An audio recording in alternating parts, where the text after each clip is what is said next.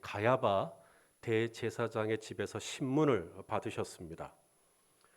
그들은 예수님께 신성모독죄를 적용하고 예수님이 사형에 해당한다라고 결론을 내렸습니다.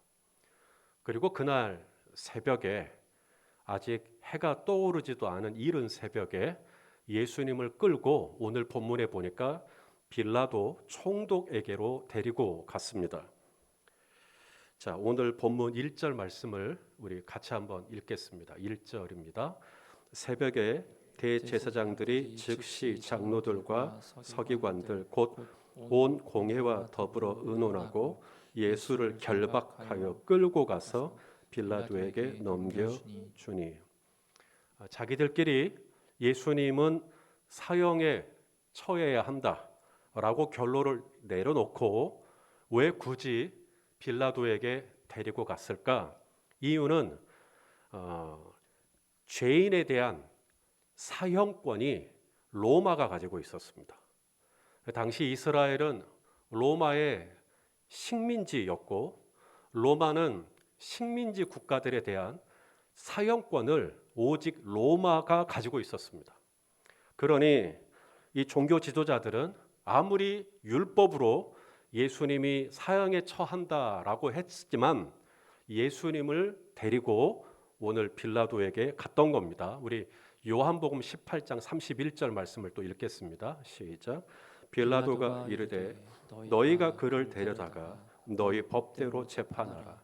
유대인들이 이르되 우리에게는 사람을 죽이는 권한이 없나이다. 사람을 죽이는 죄인을 사형에 처할 수 있는 권한은 누구만 가지고 있어요? 로마만 가지고 있었던 겁니다.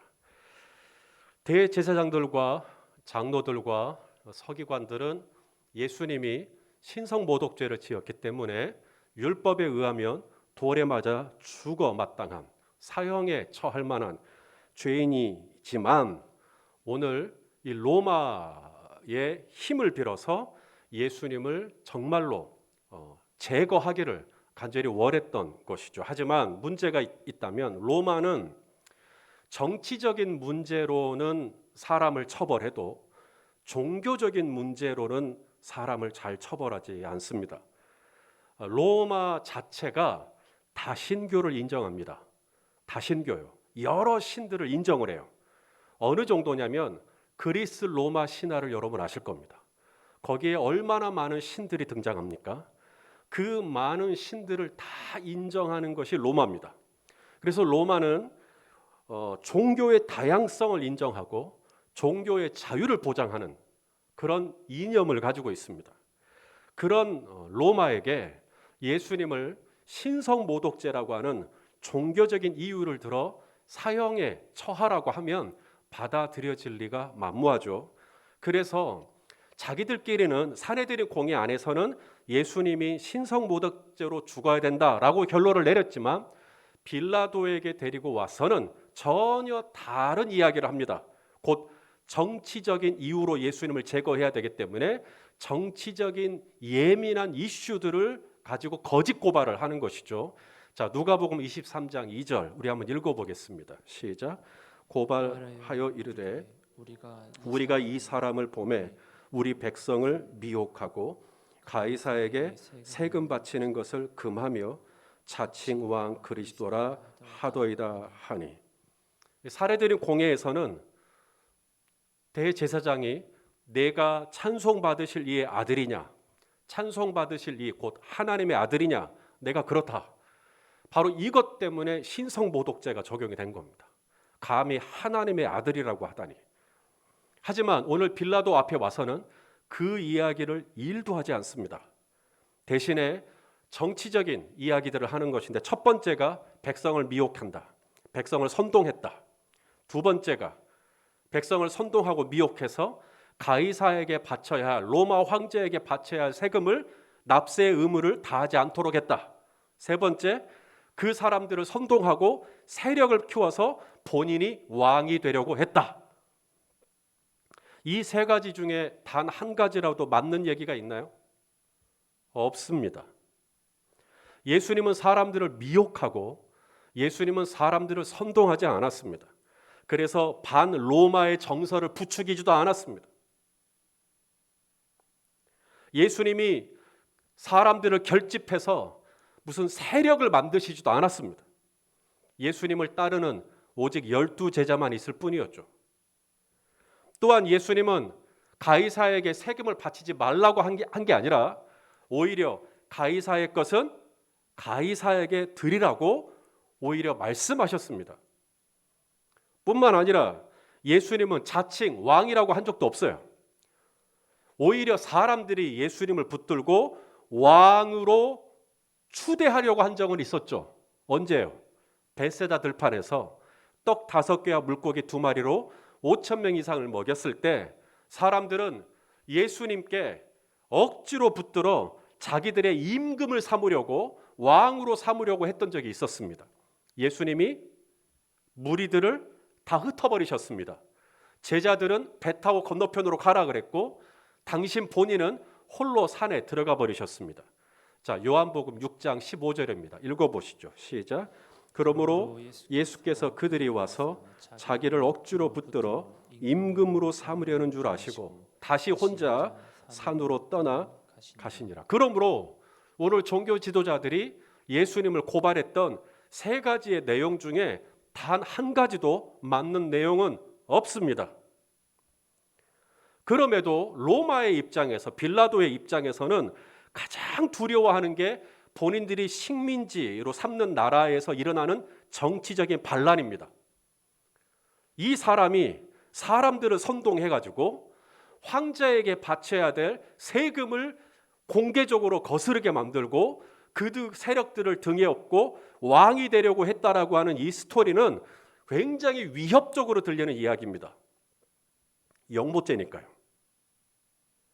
그래서 오늘 빌라도도 예수님께 질문한 겁니다. 네가 유대인의 왕이냐? 자, 오늘 본문 2절 말씀입니다. 읽어보시죠. 시작. 빌라도가 묻되 네가 유대인의 왕이냐? 예수께서 대답하여 이르시되 내 말이 옳도다 하시매. 내 말이 옳도다. 수 레게이스. 이게 무슨 말일까요? 그러니까 정말로 예수님이 왕이 되려 한 적이 있었다는 이야기입니까? 수 레게이스. 이게 원어인데요. 원어로 보면 우리말로 번역된 옳도다라고 하는 부분이 없습니다. 원어에는 수 레게이스. 수는 너, you. 레게이스는 말한다, say. 네가 유대인의 왕이냐? 예수님의 대답을 원어대로 직역하면 네가 그렇게 말했다. 이겁니다. 그러니까 예수님은 유대인의 왕이라고 하는 것을 긍정한 것도 부정한 것도 아닌 애매한 대답을 하신 겁니다. 자, 그렇다면 빌라도와 예수님 사이에 주고받은 구체적인 대화의 내용을 보려면 마가복음이 아니라 요한복음을 봐야 합니다. 자, 요한복음 18장 33절 34절입니다. 읽어보시죠. 시작. 이에 빌라도가 다시 관정에 들어가 예수를 불러 이르되 내가 유대인의 왕이냐? 예수께서 대답하시되 이는 내가 스스로 하는 말이냐? 다른 사람들이 나에 대하여 내게 하는 말이냐? 그러면서 예수님은 자신이 유대인의 왕이 아니라 곧 지금 로마의 지배를 받고 있는 유대인들을 정치적으로 군사적으로 해방시키기 위하여 온 유대인의 왕이 아니라 예수님은 많은 사람을 위하여 그들의 죄를 대속할 만왕의 왕으로 오셨다는 것을 빌라도에게 선포하십니다. 자, 그 다음 36절도 보시겠습니다. 시작. 예수께서 대답하시되 내 나라는 이 세상에 속한 것이 아니니라. 만일 내 나라가 이 세상에 속한 것이었다면 내 종들이 싸워 나로 유대인들에게 넘겨지지 않게 하였으리라. 이제 내 나라는 여기에 속한 것이 아니니라. 나는 유대인의 왕이 아니라 나는 모든 인류의 죄를 대속하기 위하여 이 땅에 온 만왕의 왕이다. 자, 지금 빌라도 총독 앞에 서 있는 예수님이 지금 어떤 상태죠? 결박을 당한 채 지금 예수님 이 빌라도 앞에 지금 와 있는 겁니다. 이날 예수님 밤새 주무셨나요? 못 주무셨나요? 한숨도 못 주무셨습니다. 우리가 읽은 마가복음만 보면 예수님이 가야바 대제사장의 집에 있다가 곧바로 빌라도 관정으로 들어간 것처럼 보입니다만은 마태와 마가, 누가, 요한 사복음서를 통틀어 짜집기를 해보면 예수님은 이날 새벽 신문을 받기 위하여 적어도 5곳 이상을 왔다 갔다 했어요. 제일 먼저 예수님이 붙잡히시고 도착한 첫 번째 신문 장소는 가야바 대제사장의 집이 아니라 가야바의 장인이었던 안나스 대제사장의 집이었습니다. 이 안나스는 은퇴한 원로 대제사장입니다. 그에게 제일 먼저 예수님이 가셔서 신문을 받고 그 다음 현 대제사장의 직분을 가지고 있는 가야바의 집에 예수님이 두 번째 신문을 받으러 가신 겁니다. 가야바 대제사장의 집에서 두 번째 신문을 받을 때 사도 베드로가 예수님을 모른다고 3번 부인을 했죠. 그리고 나서 세 번째 예수님이 신문을 받기 위하여 옮긴 곳이 사내들인 공회원입니다. 그곳에서 예수님은 하나님의 아들이라고 하는 신성 모독죄로 사형에 처한다는 결론을 얻게 됩니다. 그리고 나서 빌라도 총독에게 데리고 갑니다. 그런데 빌라도가 예수님을 곧바로 재판하지 않습니다. 왜냐하면 예수님이 갈릴리 출신이라는 것을 아시고 당시에 갈릴리 분봉왕으로 갈릴리 지역을 다스리고 있던 헤롯에게 예수님을 보냅니다. 그래서 예수님은 헤롯에게 가서 또 한 번 신문을 받습니다. 그런데 헤롯이 보니 예수님이 죄가 있어요, 없어요? 없습니다. 그래서 예수님을 다시 빌라도에게 보냅니다. 그래서 5번째 빌라도에게 왔을 때가 오늘 본문입니다. 그러니 그날 새벽 내내 예수님은 이리 불려가고 저리 불려가고 이리 끌려가고 저리 끌려가고 잠 한숨 못 자고 결박이 된 채 소위 왕이라면서요. 왕이 되려고 했던 사람이라면서요. 그 모습으로 지금 빌라도 앞에 와 있는 것입니다. 사람들을 미혹했다면서요. 선동했다면서요. 추종자가 있었다면서요. 그런데 예수님이 잡히시던 날 그날 새벽 모든 추종자들, 모든 제자들은 예수님을 버리고 도망을 쳤다는 거예요. 심지어 그 제자들 중에는 예수님을 은 30에 팔아버렸다는 거예요. 또 다른 제자는 예수님을 자기는 이 사람 모른다고 3번이나 부인해버렸다는 거예요. 아니 유대인들을 선동하고 그들 사이에 왕이 되려고 했던 사람이 지금 그 옆에 남아있는 사람이 아무도 없습니다. 그를 지키는 군사도 없고 그의 편에 선 증인도 없고 아무도 없이 홀로 이 자리에 있는데 왕이라는 거예요. 그러니 빌라도가 내가 유대인의 왕이냐라는 질문은 이런 뉘앙스를 가지고 있습니다. 네가 유대인의 왕이라고? 이런 뉘앙스입니다. 왜냐하면 빌라도의 눈에 볼 때 왕의 품격과는 너무나 거리가 멀어요. 그런데 그 예수님의 입에서 하는 말이 또 뭡니까? 내 나라는 이 세상에 속한 것이 아니니라. 만일 내 나라가 이 세상에 속한 것이었다면 내 종이 싸워 나를 유대인들에게 넘겨주지 않았을 것이다. 다시 말하노니 내 나라는 이 세상에 속한 것이 아니다. 이 얘기를 듣는 빌라도의 심정은 미친 사람의 소리로 들리는 겁니다. 정신 나갔구나 이 양반. 빌라도의 결론을 내리죠. 이 사람은 죄가 없다. 이게 빌라도의 결론이었습니다. 그냥 미친놈이다 이거예요. 자, 우리 말씀을 통해 확인하죠. 누가복음 23장 4절입니다. 시작. 빌라도가 대제사장들과 무리에게 이르되 내가 보니 이 사람은 죄가 있다 없다? 없다. 자, 빌라도의 이 판단과 결정을 종교 지도자들이 순순히 인정할까요? 안 할까요? 인정하지 않죠. 그들은 더욱 거칠게 예수님을 몰아붙입니다. 여러 가지로 고발했다. 오늘 본문 3절입니다. 읽어보시죠. 시작. 대제사장들이 여러 가지로 고발하는지라. 로마는 일찍이 죄인을 신문을 할 때 삼심제를 도입했습니다. 삼심제가 뭐냐면 1심, 첫 번째 신문 받고 거기서 안 되면 항소, 2심, 3심. 이게 로마의 제도였어요. 그러나 오늘 예수님은 단 한 번의 재판으로 유죄가 선고가 됐고 사형에 처해졌습니다. 로마의 법은 새벽에 졸속으로 재판이 이루어지는 법이 없어요. 낮에 공개적으로 뿐만 아니라 죄인을 신문을 할 때 반드시 죄인의 편에서 죄인을 변증할 변호사와 함께 하도록 로마는 그렇게 이미 법적으로 제도로 만들어 놨었습니다. 하지만 이날 이 새벽에 예수님 편에 아무도 없는 이때에 저들은 예수님을 사형에 처한다고 결론을 내렸습니다. 굶주린 승냥이들이 먹이의 피냄새를 맡고 마치 예수님을 꽉 물고 여러 가지로 고발하면서 안 놔주는 거예요. 이 사람 죽여야 된다는 거예요. 근데 여기에 놀라운 일이 일어나죠. 예수님의 반응이 놀랍습니다. 아무도 예수님 편에서 예수님을 변호하거나 예수님을 변증해 주지 않는다고 하면 여러분 누가 예수님을 변증해야 할까요? 자신이요. 아무도 나를 위해 변호해 주지 않으면 본인이 본인을 변호할 수 있는 self representation, 이게 전문 용어로 있습니다. 그런데 예수님은 오늘 자기 자신이 자신을 변호할 수 있는 권리조차도 쓰지 않아요. 자, 오늘 본문 4절과 5절입니다. 읽어보시죠. 시작. 빌라도가 또 물어 이르되 아무 대답도 없느냐?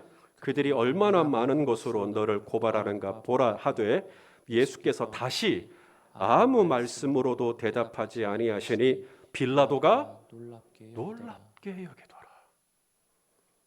예수님은 왜 이 중요한 시점에 아무 대답도 하지 않으셨을까요? 예수님은 오늘 빌라도에게 재판을 받으면 또 다른 선택지가 있기 때문이 아닙니다.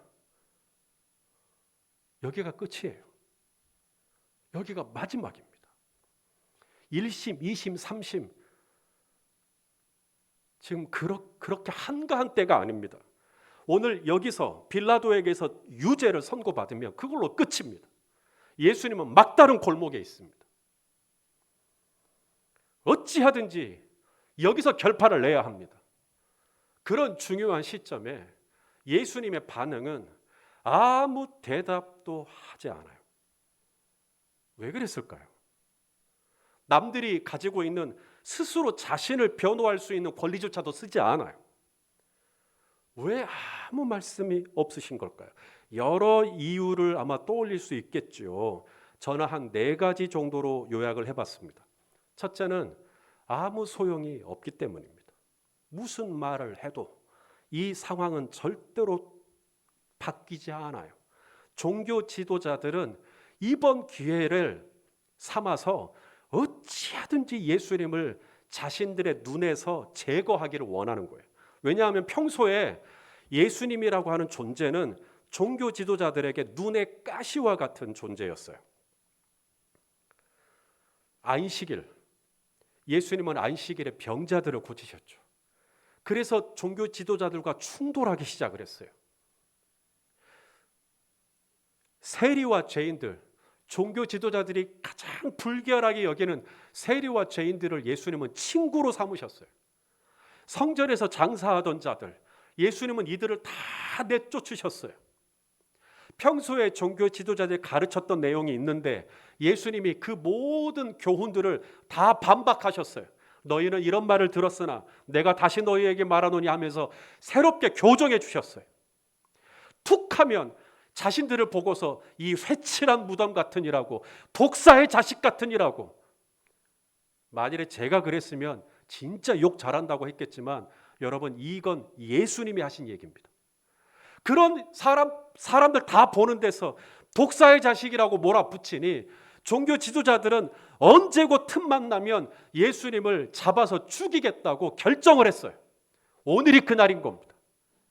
그러니 예수님이 여기서 무슨 대답을 해도 종교 지도자들은 절대로 마음을 바꾸지 않을 거라는 걸 아시기에 예수님은 아무 대답도 하지 않으신 겁니다. 그 다음 2번째, 예수님이 아무 대답을 하지 않으신 까닭은 아무리 사실을 이야기해 줘봤자 팩트는 거짓을 무마시키지 못한다는 걸 아시기 때문입니다. 자, 우리 성도님들께 질문하겠습니다. 사람이 팩트를 믿을까요? 거짓을 믿을까요? 대답을 안 하시죠. 왜냐하면 사람은 자기가 믿고 싶은 걸 믿기 때문입니다. 내가 믿는 게 팩트가 되는 것이지 팩트여서 믿는 게 아닙니다. 사람은 아무리 이야기를 해줘도 내가 한번 나는 이게 팩트야 라고 결정을 내리면 아무리 다른 팩트를 갖다 대도 돌이키지 않아요. 그래서 카더라 통신이 유행하는 겁니다. 요즘 같은 대선 선거철이 되면 이제 본격적으로 상대방 진영에 대한 네거티브가 활성화될 것입니다. 네거티브의 목적은 상대편 진영에 있는 이 유권자들을 뒤흔드는 겁니다. 그들이 하나가 되지 못하도록 하는 겁니다. 그들 사이에 불신이 들어가게 만드는 겁니다. 그들을 절대로 응집되지 못하도록 만드는 것이죠. 그러기 위해서는 팩트를 얘기하지 않아요. 그들이 듣고 싶어하는 거짓을 흘리는 것입니다. 아님 말고식에 이렇다더라 저렇다더라 이 얘기를 흘리는 것이죠. 그러면 이제 상대편 진영은 반박을 해야 되기 때문에 사실은 이거라고 진짜는 이거라고 얘기를 하죠. 하지만 유권자들은 듣지 않습니다. 한번 거짓에 미혹이 되고 가짜에 미혹이 돼버리면, 그리고 그것이 내가 믿는 것이 팩트가 돼버리면 아무리 진짜 팩트를 얘기해줘도 그건 다 구차한 변명으로밖에 안 들립니다. 슬프지만 이것이 사실이에요. 그래서 예수님은 나는 사람들을 선동한 적이 없다고, 나는 가이사에게 세금 내는 걸 반대한 적이 없다고, 나는 한 금도 스스로 임금이 되려 한 적이 없다고 얘기해도 안 받아들여질 것이 뻔하기에 아무 대답도 하지 않으신 겁니다. 세 번째, 예수님이 아무런 대답을 하지 않으신 까닭은 빌라도에게 기대고 싶지 않기 때문입니다. 사람에게 기대고 싶지 않아요. 사실 인간의 눈으로 보면 지금 예수님 앞에 있는 이 빌라도 총독이 당대의 이스라엘 안에서는 가장 큰 권한과 가장 큰 권위를 가지고 있는 사람입니다. 자, 빌라도도 이런 얘기를 예수님께 한 적이 있어요. 요한복음 19장 10절입니다. 읽어보시죠. 빌라도가 이르되 내게 말하지 아니하느냐, 내가 너를 놓을 권한도 있고 십자가에 못 박을 권한도 있는 줄 알지 못하느냐. 여러분, 이것은 실제로 맞는 말입니다. 빌라도에게는 예수님을 놓을 권한이 있어요. 그러니 어찌하든지 이번에 이 새벽이지만 지금 빌라도에게 잘 보여야 돼요. 빌라도에게 호의를 얻어야 됩니다. 그럼 뭐라도 이야기를 해야죠. 그런데 예수님은 아무 대답도 하지 않으셨어요. 왜요? 빌라도에게 기대고 싶지 않아서. 예수님은 빌라도가 인간의 땅의 관점에서는 이보다 더 큰 권한이 없을 정도의 권세를 가지고 있지만 예수님은 하늘에서 오신 분이시죠. 땅의 권세보다 훨씬 더 크고 위대한 하나님 아버지의 공의로우신 그 성품을 예수님은 알고 있는 겁니다. 그래서 예수님은 이렇게 반응하셨습니다. 우리 베드로전서 2장 23절 말씀도 같이 읽어봐요. 시작. 욕을 당하시되 맞대어 욕하지 아니하시고 고난을 당하시되 위협하지 아니하시고 오직 공의로 심판하시는 이에게 부탁하시며. 예수님은 지금 아무 대답도 하지 않으신 게 아니에요. 예수님은 지금 대답하고 있는 겁니다. 침묵으로. 사람 귀에 들으라고 대답하는 게 아닙니다. 예수님은 지금 내가 마음속으로 신음소리만 내도 이것조차 들으시는 하나님 아버지께 대답하고 있는 거예요. 예수님은 이렇게 대답하고 있었을지 모르겠어요. 아버지는 아시죠. 아버지는 아시죠. 속으로 말입니다. 그리고는 아무 대답도 하지 않으시는 것. 하나가 더 있습니다. 예수님이 왜 아무 대답도 하지 않으셨을까? 바로 하나님의 말씀, 성경을 이루기 위함입니다. 지금 우리가 2021년 금년 12월 첫째 주일을 지금 보내고 있습니다. 교회력에 의하면 이 12월 첫째 주일, 이번 한 달을 가리켜 대림절 혹은 대강절이라고 부릅니다. 예수님이 이 땅에 오신 이유, 여러분은 잘 아실 거예요. 바로 저와 여러분의 죄를 대신 담당하시기 위하여 오셨죠. 예수님이 어떻게 우리의 죄를 담당해 주셨죠? 자, 이사야 말씀을 통해 읽겠습니다. 이렇게 담당해 주셨죠. 이사야 53장 7절 시작. 그가 곤욕을 당하여 괴로울 때에도 그의 입을 열지 아니하였으며 마치 도수장으로 끌려가는 어린 양과 털 깎는 자 앞에서 잠잠한 양같이 그의 입을 열지 아니하였도다. 이 말씀을 이루기 위해, 이 성경을 이루기 위해 아무 대답도 하지 않으신 겁니다. 그러므로 예수님은 아무 대답을 하지 않은 게 아니라 이미 하나님 앞에 대답을 하고 있는 것이죠. 누가 침묵을 가리켜 무언의 긍정이라고 했습니까? 너무 잔인한 말입니다. 예수님이 지금 빌라도 앞에 아무런 말을 하지 않는 것은 빌라도의 말이 맞아서도, 예수님을 고소한 대제사장들의 지적이 맞아서 아무 말씀 안 하시는 게 아닙니다. 그들은 하나부터 열까지 다 틀렸지만 예수님이 침묵을 하신 까닭은 오직 하나님의 말씀을 이루시기 위함이었습니다. 우리의 죄를 감당하시기 위함이었습니다. 죄가 없는 예수님을 죄 있는 모양으로 거짓말까지 동원하며 예수님을 취약하게 만들었던 종교 지도자들의 비열함, 죄 없는 줄 알면서도 사람들의 민심을 잃을까 예수님을 결국 사형에 처하도록 내버려둔 빌라도의 우유부단함, 은 30이 얼마나 한다고 은 30에 예수님을 팔아버린 가롯 유다의 탐욕스러움, 한때는 그리스도시요 살아계신 하나님의 아들이라고 고백했던, 이제는 제 목숨 하나 살겠다고 나는 이 사람 모른다고 부인해버린 베드로의 연약함과 베드로의 비겁함, 이 모든 죄들을 예수님이 다 끌어안으시기 위하여 도수장으로 끌려가는 어린 양같이, 털 깎는 자 앞에서 잠잠한 양같이 아무 대답도 하지 않으시고 우리의 모든 죄를 다 감당하시는 하나님의 말씀을 이루시기 위하여 아무 대답 없는 대답을 하신 거죠.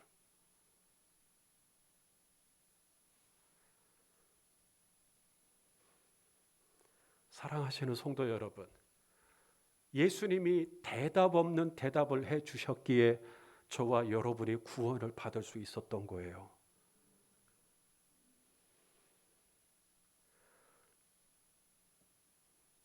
사람에게 대답하지 않고 오직 하나님께만 대답한 예수님의 믿음이 저와 여러분을 모든 죄에서 풀어 자유케 하신 겁니다. 나의 죄를 대속하시기 위해, 나의 죄를 당신의 죄인 양 끌어안으시기 위해, 나를 있는 모습 그대로 사랑하시기 위해 죄 없는 예수님께서 죄 있는 모양이 되셔서 십자가에 오르신, 바로 이 날을 기억하는 것이 지금 현재 시즌 대강절입니다.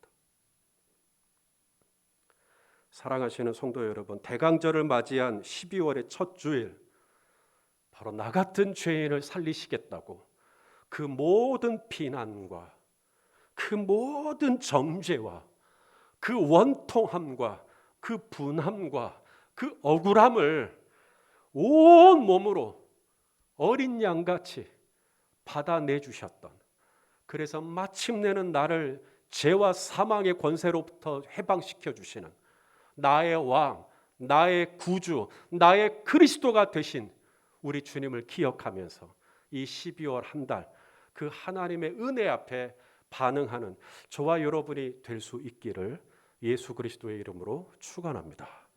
기도하겠습니다. 존귀하신 아버지 하나님, 오늘 예수님께서 빌라도 관정에서 죄 없으신 예수님이 죄 있는 모양이 되시는 것을 봅니다. 아무 대답도 하지 않으시되 오직 하나님께만 대답하시는 모습을 봅니다.